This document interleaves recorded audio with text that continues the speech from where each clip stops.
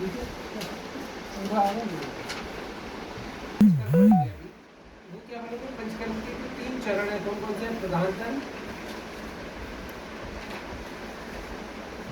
पूर्व कर्म और पश्चात कर्म। ये पढ़े, ठीक है। जैसे हमने सुबह भी हम ऑनलाइन क्लास लेते हैं तो उसमें भी हमने बताया था कि 3 चरणों में जो पंचकर्म है वो पूरा होता है। कल मैंने आपको बताया था पंचकर्म कौन सा है? संशोधन चिकित्सा। संशोधन चिकित्सा, ठीक है ना। कल क्या बताया था हमने? पंचकर्म क्या है? संशोधन चिकित्सा। संशोधन चिकित्सा। संशोधन चिकित्सा का मतलब क्या है कि उन कैटेगरी में हमें ये पंचकर्म करना है जो जीर्ण व्याधियों वाले, जो जीर्ण व्याधियां हैं, जो जीर्ण रोग हैं, जीर्ण दोष हैं, उनके लिए हमने ये पंचकर्म करना है, ठीक है। तो जो हमारा प्रधान कर्म, अब ये जो जीर्ण दोष है, जो कठोर हो चुके हैं, बिल्कुल शरीर से चिपक चुके हैं, उनको बाहर निकालने के लिए हमने कौन से कर्म कर रखे हैं? प्रधान कर्म। कौन कौन से? बहुमन कर्म है। इन्हीं के द्वारा ही शरीर के दोषों को बाहर निकाला जाएगा, ठीक है। परंतु जब हमारे शरीर में दोष जीर्ण थे तो हम डायरेक्ट इसको प्रधान कर्म नहीं कर सकते। प्रधान कर्म से हम इसको बाहर नहीं निकाल सकते डायरेक्ट। क्यों? क्योंकि ये शरीर में बिल्कुल चिपक चुके हैं, कठोर हो चुके हैं, हटेंगे नहीं है वहां से। तो ऐसे में अगर आपने वमन कर्म करा भी दिया तो वो जो शाखाओं, देखो ये पूरी शाखा है, ठीक है ना। जरा एक दिन आना कोई भी, तुम इधर आओ। मैंने देखो दोष हमारे पूरी शाखाओं पर फैले हैं, ठीक है। हाथ पर, पैर पर, स्किन पर, त्वचा पर, रक्त पर, ठीक है। और वो पूरे शरीर में फैला हुआ है। तो हमने दोष कहाँ से निकालने हैं? या तो गुदा मार्ग से निकलेंगे या मुख मार्ग से निकलेंगे। तो हमें पहले उनको सबको कलेक्ट करके गट में लाना है, पोस्ट में लाना है, ठीक है। जब तक वो पोस्ट में नहीं आएंगे तब तक वो, अगर आपने केवल कभी नहीं तो मैं तो डायरेक्ट वमन करूँगा, तो वमन तो कर दोगे तो केवल गट साफ होगा आपका। जो चीज़ें आपने इकट्ठा करके नहीं लाए हैं वो तो साफ नहीं होंगी, वो तो त्वचा के अंदर ही है, शाखाओं पर फैली है। तो सबसे पहले दोषों को पोस्ट में लाना है, उसके बाद ही यहाँ से मुख मार्ग से या अधो मार्ग से दोषों को बाहर तो उसी से तो जब तक आपने दोषों को इसी अवस्था में अगर आप दोष निकालना चाहते हो, इस अवस्था में नहीं निकलेंगे, कठोर अवस्था में नहीं निकलेंगे, जीर्ण अवस्था में नहीं निकलेंगे। तो सबसे पहले ये चरणबद्ध क्यों किया गया?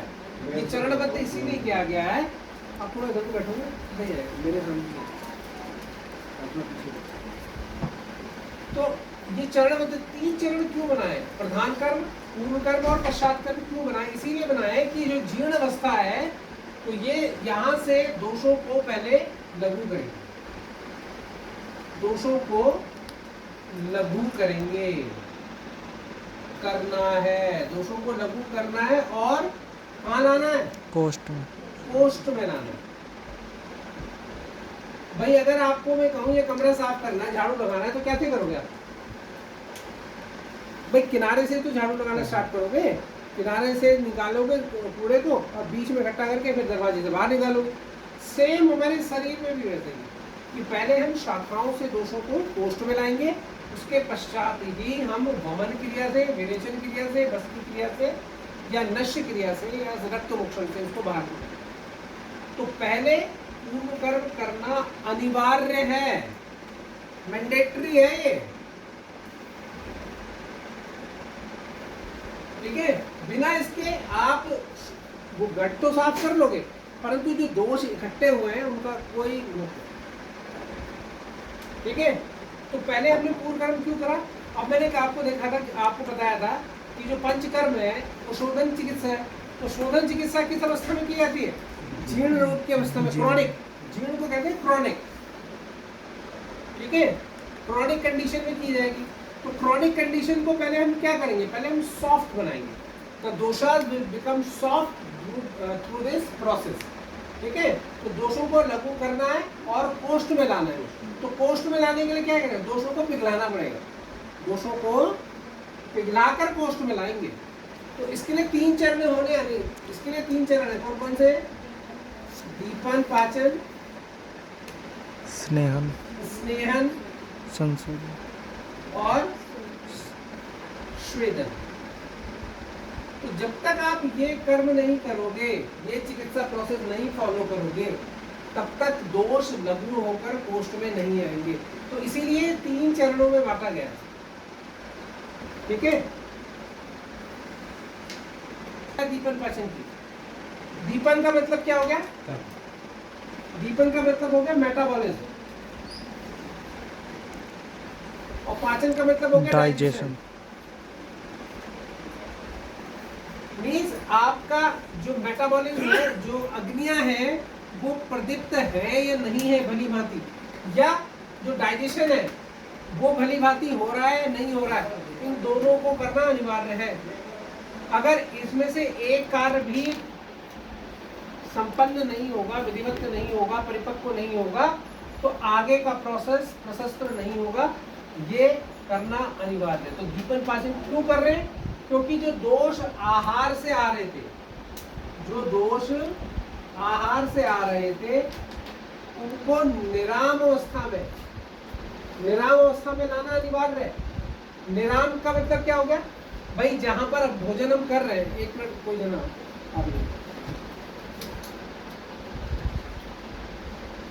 अभी हम मुख मार्ग से भोजन कर रहे हैं, तो मुख मार्ग से भोजन करेंगे तो कहाँ जाएगा? अमाशय में। तो अमाशय में क्या डाइजेशन हो जाएगा इसका? No sir. कहाँ पर होगा डाइजेशन? बकवास। मनुष्य की आंत की जो लंबाई है ना, वो कितनी होती है? हाथ में लगाओ। ये मध्यमा उंगली से उस मध्यमा उंगली के बराबर एक व्यायाम है। ठीक है। ऐसे ऐसे पुरुष की जो है 3 साढ़े 3 व्यायाम है, और महिलाओं की 3 व्यायाम है। तो ये यहाँ से लेके यहाँ तक की जो है 1, 2 और 3, तो 3 साढ़े 3 व्यायाम की जो लंबाई है आपकी। तो जैसे हम भोजन कर रहे हैं तो वो कहाँ जाएगा? अमाशय में। तो अमाशय में क्या है? आम का आश्रय स्थान है। यहाँ पर भोजन कच्ची अवस्था में रहता है, ठीक, अपरिपक्व रहता है। तभी भाई यहाँ तो बोलस में जाएगा, आपने चबाया, नीचे घुस गया, पचा कोई अभी डाइजेस्ट भी नहीं हुआ, उसके जो न्यूट्रिएंट है वो भी नहीं गए अभी गए। तो वो कहाँ जाएंगे? जब स्मॉल इंटेस्टाइन में जाएगा, आंतों में जाएगा, तब जाएगा। ठीक है।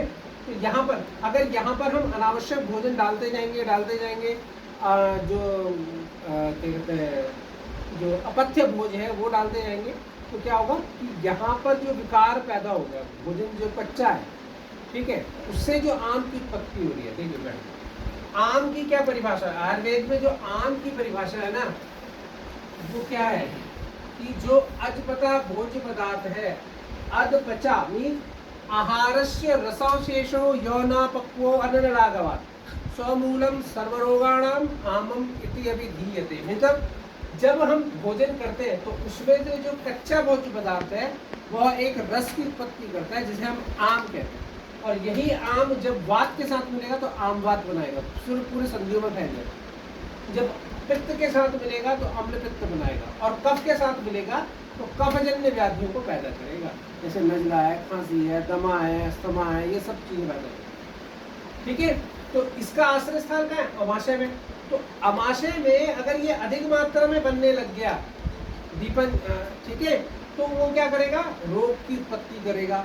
तो इसीलिए पहले भोजन को बंद करना है, हल्का करना है, लघु करना है, उसके बाद हम क्या करेंगे? दीपन पाचन कराएंगे। तो दीपन पाचन कैसे कराएंगे? तो दीपन पाचन के लिए जो औषधियां हैं वो कौन सी है, उसको देखो। कल मैंने बताया था दीपन पाचन के लिए औषधि बताई थी, लिखाई। तो दीपन और पाचन के लिए जो औषधियां हैं वो लिखो। कौन कौन सी है? चित्रकादिवटी, अग्निकुंडीवटी, ठीक है, लवण भास्कर, अजमोदादि चूर्ण,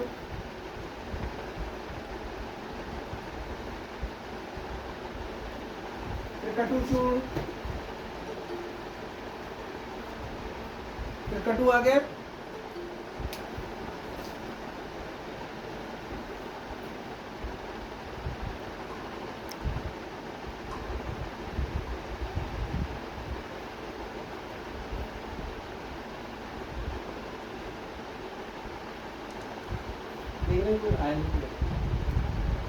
ठीक है, त्रिकटु चूर्ण और हिंगवाष्टक चूर्ण,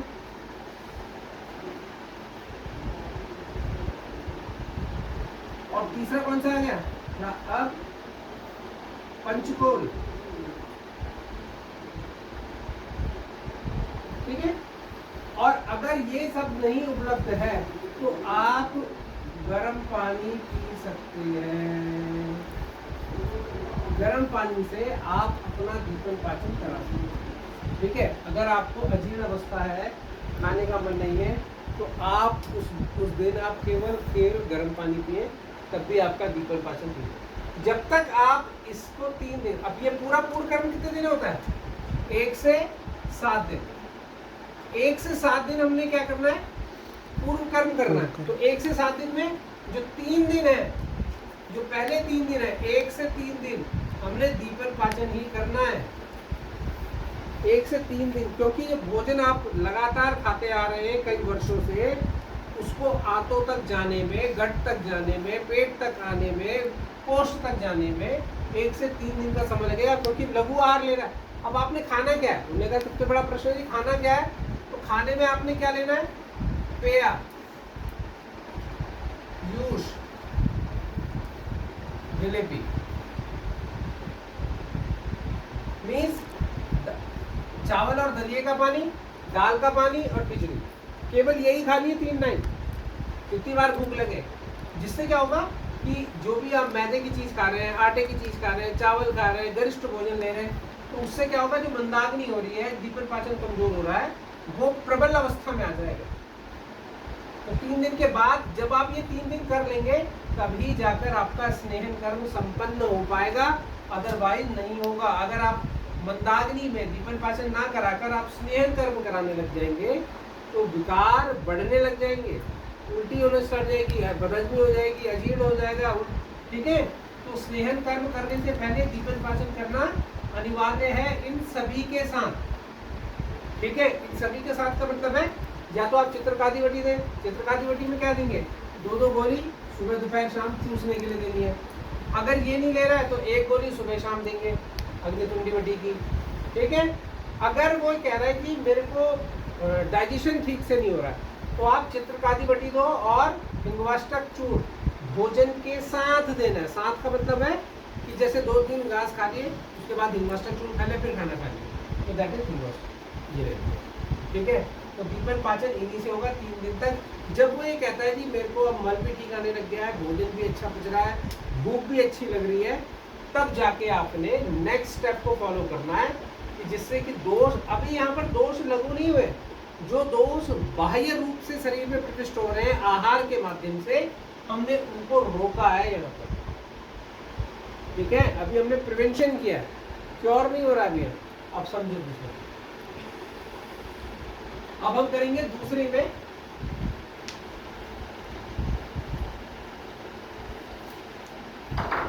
जब हमारा दीपन पाचन पूरी तरह से हो गया, तब हम सेकंड स्टेप करेंगे स्नेहन, स्नेहन कर्म। तो स्नेहन कर्म का क्या मतलब हो गया? अब ये जो स्नेहन कर्म है, इससे दोष लघु होंगे। स्नेहन कर्म से क्या होंगे? दोष लघु होंगे। और ठीक है, अपन रहेंगे अपने स्थान पे, भाई मैंने स्नेहन करा लिया, दोष तो लघु हो गए, परंतु है वो अपने स्थान पे, अभी हटे नहीं वहां से, ठीक है। जैसे क्या हुआ कि अब एक फर्श पर एक दाग लगा है, आपने क्या करा कि उसको सोख कर दिया, पानी तो डाल दिया, सर्फ का पानी भी डाल दिया, पर हटाया नहीं, तो थोड़े दिनों में क्या हुआ, फिर सूख जाएगा। बात समझ रहे? लघु तो हो गया था वो, आपने हटाया नहीं बस। तो हटाने के लिए फिर हम दूसरा कर्म करेंगे। अभी हम क्या करेंगे? स्नेहन। जो जीर्ण दोष थे, अब उनको लघु करने का कार्य इसका है। अब ये जो स्नेहन कर्म है, देखो 3 प्रकार से है। एक तो हो गया स्नेह, एक हो गया स्नेहन, और एक हो गया स्नेहन कर्म। ये सुबह वाले बच्चे हैं, उनके लिए रिपीट है सर, ठीक है। जो मैंने अपने ऑनलाइन पढ़ाया था वो यही है, सुबह भी मैं इसकी भी रिकॉर्डिंग भेज दूंगा। तो स्नेह, स्नेहन और स्नेहन कर्म। अब देखो क्या होगा। स्नेह को क्या कहते हैं? स्नेह में जो चिकना पदार्थ, जो तेल है, घृत है, वसा है, जैसे तेल, घृत, वसा, मज्जा, ये सब जो चिकने पदार्थ है, तेलीय पदार्थ है, वो सब क्या है? स्नेह पदार्थ, ठीक है ना। जिनसे स्नेहन किया जाएगा। अब ये क्या है, स्नेहन क्या है? शरीर को ऑलिएट करना, स्नेहित करने की क्रिया को कहते हैं स्नेहन। जिससे शरीर में स्निग्धता आए, जिससे शरीर में स्निग्धता आए, चिकनापन बढ़े, तो उसे हम कहते हैं स्नेहन। और स्नेहन कर्म क्या है? जहां पर जो स्नेहन चिकित्सा के लिए कराया जाए। चिकित्सा के लिए क्यों? जो दोषों को लघु करने के लिए कराया जाए, उसे कहते हैं हम स्नेहन कर्म। कर क्लियर हुआ? स्नेहन कर्म के अंदर है जो चिकित्सा के लिए करा जाएगा, जो पंचकर्म के लिए किया जाएगा। और अभ्यंग क्या है? कल जैसे हमने अभ्यंग करा, वो क्या है? ऑयलिंग मसाज तो है। उसको यहाँ पे क्या कहेंगे? ये कहेंगे, ये कहेंगे, ये कहेंगे स्नेहन। स्नेहन जो हम केवल ऑलिएट कर रहे हैं बॉडी, बात समझ रहे हैं ना? और स्नेहन कर्म क्या होता है? कि जो चिकित्सा के लिए अभ्यंतर रूप से या बाह्य रूप से किया जाएगा। अब ये स्नेहन दो प्रकार का है, स्नेहन कर्म दो प्रकार का है। कौन कौन सा?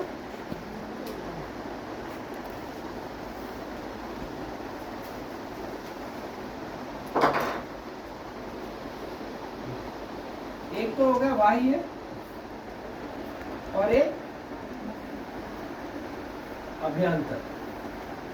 बाह्य और अभ्यंतर। बाह्य में हम क्या करेंगे? अभ्यंग। क्या करेंगे? अभ्यंग। और अभ्यंतर में क्या करेंगे? घृतपान। ठीक है? बाह्य में क्या करेंगे? अभ्यंग कर रहे हैं, और उसमें क्या करेंगे? घृतपान करेंगे। ठीक है?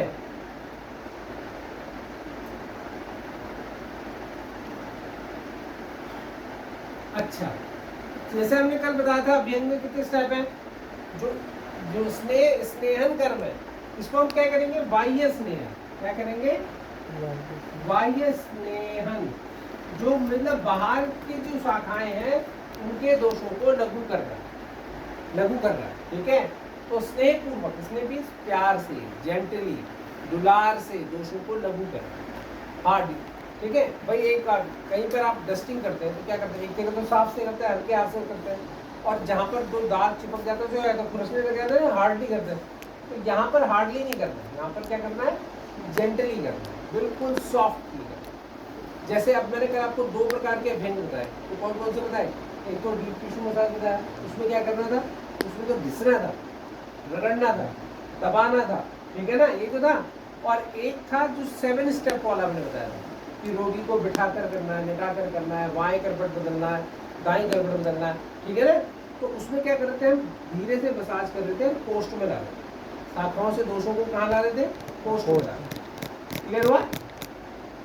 तो इसको हम क्या कहते हैं? बाह्य स्नेहन और अभ्यंतर। अब अभ्यंतर में क्या है? अभ्यंतर का क्या प्रकार है? अभ्यंतर में हम क्या करेंगे? अब अभ्यंतर में क्या करेंगे? घृतपान कराएंगे। अब ये जो आंतरिक रूप से जो दोष है स्थापित शरीर में है, तो उनको हम क्या करेंगे? लघु करेंगे। अब वहां पर लघु होगा भाई, बाहर से स्किन से लघु कोई हो जाएगा, हम तेल लगा के कोई दोषों को लघु कोई कर देंगे। जब हम ओरली इंटेक करेंगे घी का, तब जाकर ही दोष लघु होंगे। तो घृतपान के लिए क्या और कौन सा होगा? जहां पर जो घृतपान है प्रतिदिन बढ़ते क्रम में करना है। तो फर्स्ट डे हम कौन सा करेंगे? 25 से 50 ग्राम। फिर सेकंड डे हम कौन सा करेंगे? 50 से 100 ग्राम। फिर थर्ड डे कौन सा करेंगे? 100 से 150 ग्राम। फिर 150 से 200 ग्राम। तो इस तरह से, मतलब ये मैंने दो कैटेगरी इसलिए बनाई है। आप 25 से स्टार्ट कर सकते हो और 50 से भी स्टार्ट कर सकते हो। क्लियर हुआ? और फिर लास्ट में अब आपका ये प्रश्न भी होना चाहिए था यहाँ पर, किसी को ये प्रश्न पूछकर दिया है कि सर हमें कब तक घी पिलाना है? ऐसा तो 7, 10, 15, 20 दिन लग जाएंगे। तो ये घृतपान तब तक होगा अभ्यंतर, जब तक मल द्वार से, मूल प्रदेश से या मल द्वार से घृत बाहर ना आने लगे। जिस दिन अगर मल के साथ घृत की प्रवृत्ति होगी, मल द्वार से घृत और मल इकट्ठे आने लग जाएगा, तो समझ लेना कि अब आपका सम्यक स्नेहन के लक्षण प्राप्त हो चुके हैं। कब पिलाना है? है? कब पिलाना है? कब पिलाना है? अब ये जो घी है ये प्रातः काल पिलाना है। प्रातः काल खाली पेट, शौच आदि से निवृत्त होने के पश्चात खाली पेट प्रातः काल, जब सूर्य उदय हो जाए। जब सूर्य उदय ना हो तब नहीं पिलाना, क्योंकि वो कफ का काल है। देखो सुनो, जब सूर्य उदय हो गया तो कौन सा काल है? पित्त बढ़ना शुरू हो गया। और जब सूर्य से पहले, ठीक है, ब्रह्म काल में, जैसे प्रातः काल जिसे कहते हैं, प्रातः काल, प्रातः काल क्या होगा? कफ का काल है, ठीक है।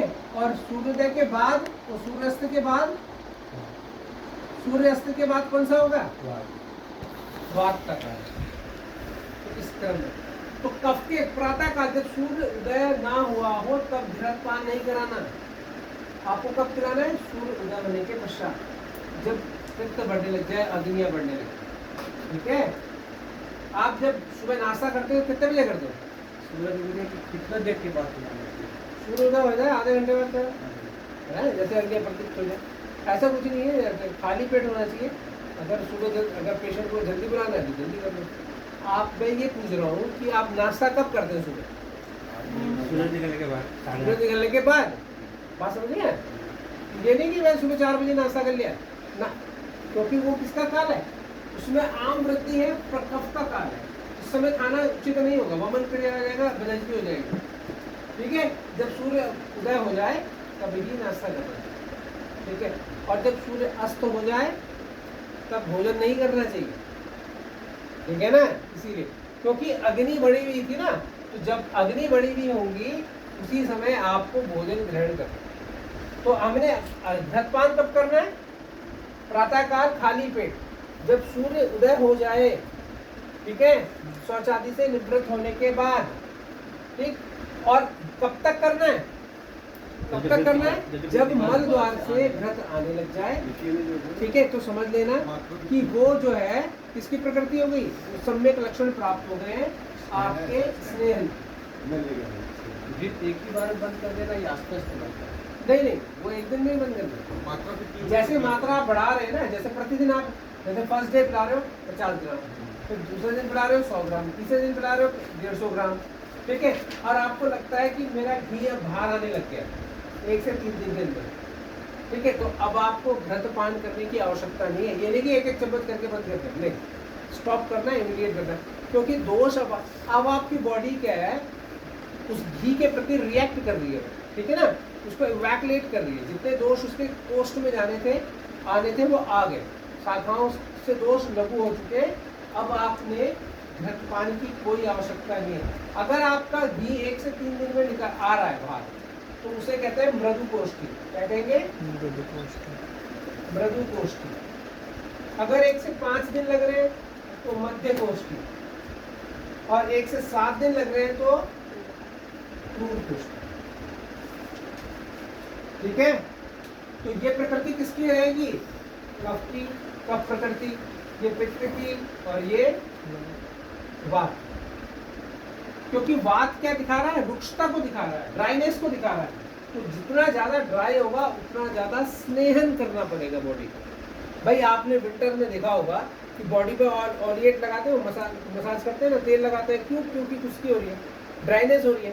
तो लगा नहीं यार वो थोड़ी और लगाओ, है ना। तो ड्राई, जहां पर ड्राइनेस ज्यादा होगी वहां पर आपको क्या करना पड़ेगा? स्नेहन की मात्रा ज्यादा करनी पड़ेगी।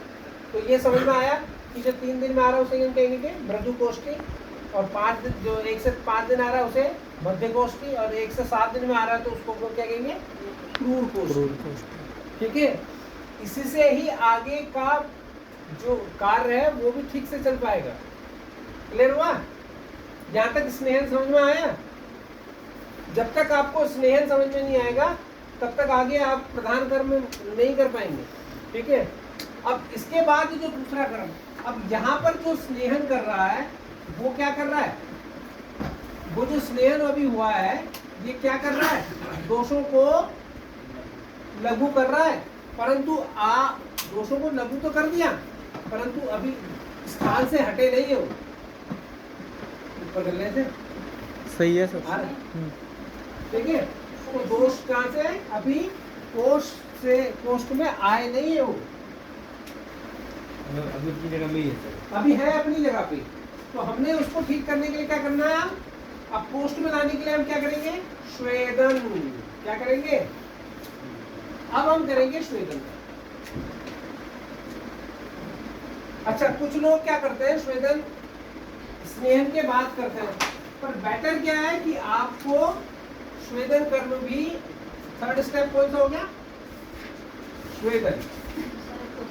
स्वेदन कर्म, स्वेदन कर्म से क्या होगा? अब ये जो दो दोष लघु हुए थे ये पिघलना स्टार्ट होंगे।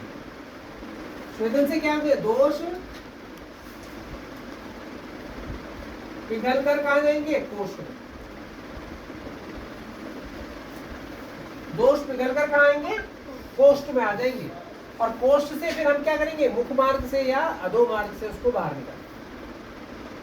क्लियर हो गया? तो ये जो स्वेदन है ये कौन सा स्वेदन होगा? सर्वांग स्वेदन। और किसके माध्यम से होगा? वाष्प के माध्यम से। ठीक है, तो भाप जो वाष्प है उसके माध्यम से हम जो स्वेदन करेंगे वो क्या कहलाएगा? सर्वांग स्वेदन या वाष्प स्वेदन। इसी से दोष पिघलेंगे। अब हमारा पूरा स्टेप मैं आपको बताता हूँ क्या होगा। पहले हमने क्या करा? दीपन पाचन किया। अच्छा, जब दीपन पाचन है तो ये नहीं कि दीपन पाचन हमें भूख लग गई थी तो हमने ये करना छोड़ दिया ना, इसको कंटिन्यूअस करने ही करना है। इसको भी कंटिन्यूअस करना है और इसको भी कंटिन्यूअस करना है। क्यों? क्योंकि जैसे दीपन पाचन आपका ठीक हो गया था, फिर आपने जैसे ही आप ये स्नेहन घृतपान लेना स्टार्ट किया, तो घृतपान लेते लेते क्या होगा? अब आपकी मंदाग्नि फिर बढ़ेगी। मंदाग्नि जो मेटाबॉलिज्म है वो स्लो होने लग जाएगा वापस। तो उसको ठीक मेंटेन करने के लिए you have to take these tablet और द मेडिसिन।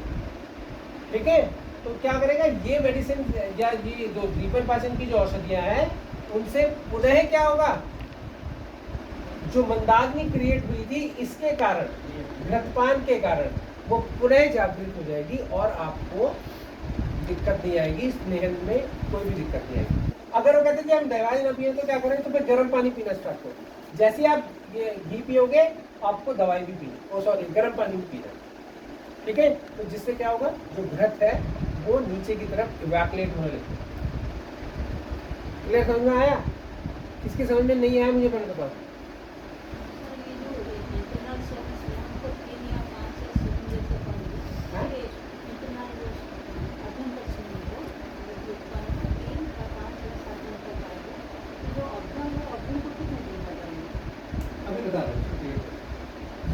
ये तो समझ में आ गया ना, घृतपान वाला समझ में आ गया। अब आपको देखो इन्होंने क्या प्रश्न है कि जी अभ्यंग कितने दिन होना है? तो जितने दिन घृतपान होना है उतने दिन अभ्यंग भी होना है, उतने दिन स्वेदन भी होना है। अब मैं क्रम सही से लिखता हूँ। ठीक है, अभी तो मैंने आपको समझाने के लिए लिखा था। अब देखो क्या क्या होना है। अब आपने कोई सा भी काम किया, जैसे वमन के लिए आप कर रहे हो या विरेचन के लिए कर रहे हो, और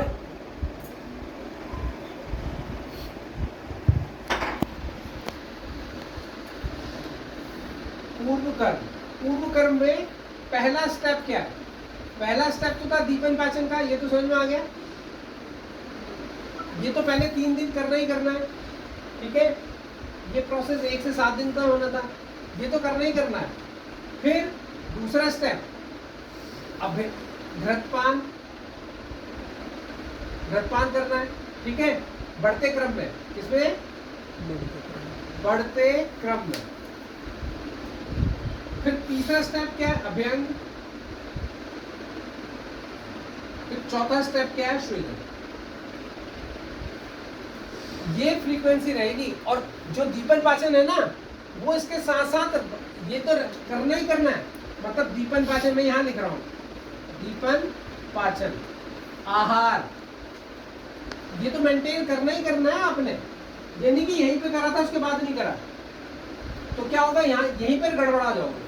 अगर आपने दीपन पाचन और आहार सुव्यवस्थित नहीं किया, रेगुलराइज नहीं किया, तो यहीं पर दिक्कत आ जाएगी, दोष बढ़ने लग जाएंगे, वमन करते फिरोगे। ठीक है ना? तो इसलिए आपको you have to maintain this criteria. तो यहाँ पर भी करना है, ठीक है। अब ये पर डे करना है। पर डे का मीन जैसे अगर 1 दिन के लिए होना है तो 2 दिन के लिए होना है या 3 दिन के लिए होना है। मैं यहाँ पे लिख रहा हूँ 1 से 3 दिन, 1 से 5 दिन और 1 से 7 दिन। तो ये तो मेंटेन करना ही करना है आपने। और उसके साथ साथ अभ्यंग होना है, ऑल्टरनेट, फिर अब स्वेदन होगा। ये काम इकट्ठा ही होगा। तो जिससे क्या होगा, दोष अब विधिवत रूप से कोष्ठ की तरफ आने लग जाएंगे। क्लियर हो गया? हाँ। तो कभी कभी क्या होता है कि जैसे कुछ चिकित्सक हैं वो ये भी कहते हैं कि भाई हम 3 दिन तो घी पिलाते हैं, फिर उसके बाद अभ्यंग शोधन करते हैं।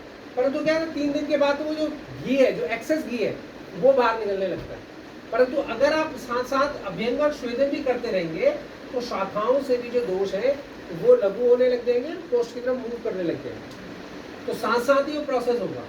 तो जब ये पूरा प्रोसेस आपका पूर्व कर्म का है, ये पूरा प्रोसेस जब ये विधिवत रूप से हो जाएगा, तब हम क्या करेंगे, 1 या 2 दिन, कोई कोई 1 दिन करता है या 2 दिन करता है, वो विश्राम काल है। वो कौन सा है? विश्राम काल। विश्राम काल इसलिए है कि आंशिक रूप से क्या होता है, धीरे धीरे टॉक्सिन्स जो है वो कोष्ठ की तरफ मूव कर रहे होते हैं।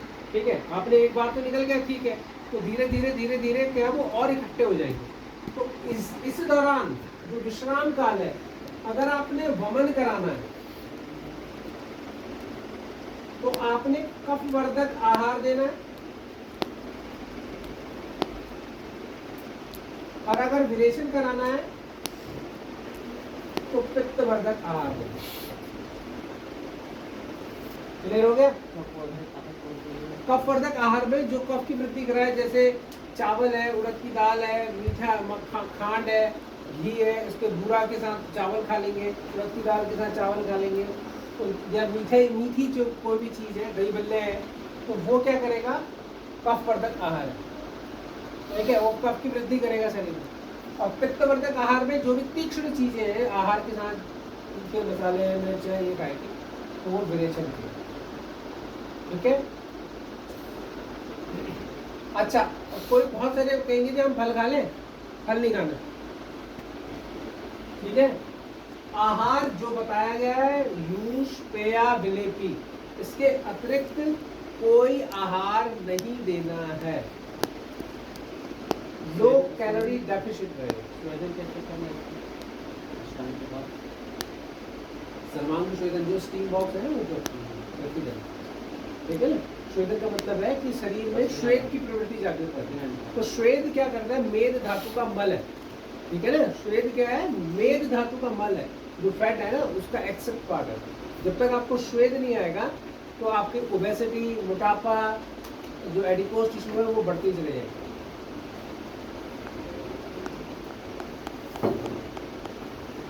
अब इसको पूछना है किसी ने, भाई दीपन पाचन रेगुलर होना है, जितने दिन तक आपने 1 से 3 दिन करना है, 1 से 5 दिन करना है, 1 से 7 दिन करना है, ठीक है। फिर अब घृतपान कराना है, 50 से स्टार्ट करना है या 25 से, जो भी आपकी पेशेंट की कैपेसिटी है उससे कर देंगे, और उसके बढ़ते क्रम में जाएंगे। जब वो घी बाहर आने लग जाए मल द्वार से, तब उसको रोकना है, और फिर क्या करना है, अभ्यंग भी रोकना है, और फिर शोधन भी रोकना है।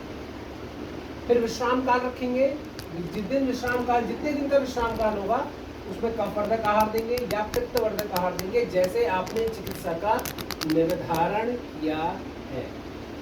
काम करने के बाद भी पाचन में मेडिसिन चलता रहेगा। किसमें? नहीं, जो अभी तो मैंने कहा ना कि जैसे जैसे आप घी पियोगे तो घीपन क्या होता है, कमजोर होने लगता है, मंद होने लगता है। तो ऐसे में तो देना ही है, परंतु अगर जब हमारा वमन कराना है उस दिन नहीं देना, ठीक है। अब तो दोष बाहर ही निकल गए ना। अगर फिर पश्चात कर्म में अगर आपको लगता है, पश्चात कर्म में कि नहीं मेरे को थोड़ा सा भूख में थोड़ा सा कमी होगी या डाइजेशन में कुछ कमी होगी, तब जाके वहाँ पे लेंगे, अदरवाइज नहीं लेंगे। अगर पेशेंट को वैसे भी हल्का हो जाता है, दोष बाहर निकल जाते हैं, भूख बढ़ने लगती है, अग्नि प्रदीप्त हो जाती है, तो कोई जरूरत नहीं। अगर पेशेंट कभी कभी कंप्लेंट करता है तो देंगे, अदरवाइज बहुत मैंडेटरी नहीं है। अगर पेशेंट कहता है कि मैं कंटिन्यूस कर सकता हूँ, क्या कितने दिनों के लिए, कितने दिनों के लिए नहीं, जब तक रोग का निदान ना हो जाए, रोग अगर वो कह रहा है कि नहीं मेरे को जो थोड़ा बहुत गैस बन गया तो उसे कहते हैं जब बनेगी तब खाना, रेगुलर नहीं करना। परंतु यहाँ तो उसको रेगुलर देनी थी, ठीक है भाई। जब दोष बाहर निकल गए उसकी समस्या का निदान तो हो ही चुका है ना, दोष तो बाहर निकल गए। तो दोष से देखो, जब दोष आएंगे तब दोष बढ़ेगा तो रोग बढ़ेगा। बात समझ रहे हो? रोग क्या हो गया? बीमारी। दोष क्या हो गया? दोष क्या होगा फिर? कारण। हाँ, इसके कारण से रोग आ रहा है। जो दोष बढ़ेगा, ये जो वात बढ़ेगा या पित्त बढ़ेगा या कब बढ़ेगा, वात बढ़ेगा या पित्त बढ़ेगा या कब बढ़ेगा, यही तो दोष है, यही तो उसका था। अगर ये शरीर में वृद्धि करेंगे तो रोग कब पैदा करेंगे, अगर ये साम्य अवस्था में होंगे तो रोग पैदा ही नहीं करेंगे। भाई हमने बढ़ा हुआ दोष बाहर निकाला है। भाई अभी हमने वमन, सपोज जैसे वमन कर रहे हैं तो वमन क्या कब बढ़ रहा था, तो कब किसको बढ़ा रहा था? आम दोष को बढ़ा रहा था। अब वही गैस बना रहा है, वही भूख नहीं लगा रहा, वही पाचन नहीं कर रहा। बात समझ रहे हो ना? अभी तो बताया था कि जो आम था वो सर्व रोग का मूल कारण है। अगर हाथ पैरों में दर्द भी हो रहा है, इंडाइजेशन हो रहा है, IBS हो रहा है, या गैस बन रही है, उदावृत हो रहा है, अम्लपित्त हो रहा है, तो उन सभी का कारण ये है आम। ठीक है ना? इसमें कोई गुठली नहीं होती आम में। ये वाला आम है जो पेट के अंदर है। सर ये कैसे पता चलेगा कि उसका जैसे पेट बड़ा हुआ है या हाथ बड़ा हुआ है या कब बड़ा इस हुआ है? पेशेंट का हाँ। वो तो देख, पहली बात जो रोग है, जो रोगी आ रहा है उसका क्या चीज